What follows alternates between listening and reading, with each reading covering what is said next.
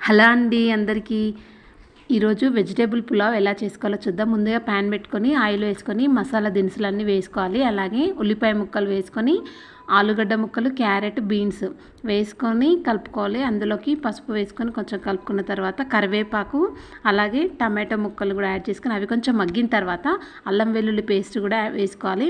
అలాగే కర్రీకి సరిపడా కారము, ఉప్పు వేసుకొని కొత్తిమీరని, పుదీనాని సన్నగా కట్ చేసుకొని వేసుకోవాలి. ఇవన్నీ కూడా కలిసేలాగా కలుపుకున్న తర్వాత మనం గ్లాస్కి గ్లాస్న్నర చొప్పున వాటర్ని వేసుకోవాలి. అలాగే అందులో కొంచెం ధనియాల పొడిని వేసుకోవాలి ఆ వాటర్లో. అలాగే కొంచెం చికెన్ మసాలా కూడా వేసుకోవాలి.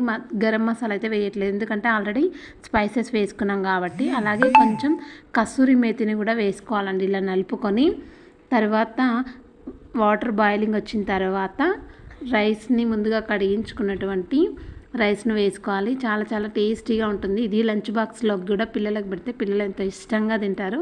చాలా టేస్టీగా కూడా ఉంటుందండి. ప్లీజ్ మా వీడియోస్ కనుక మీకు నచ్చినట్లయితే మా ఛానల్ని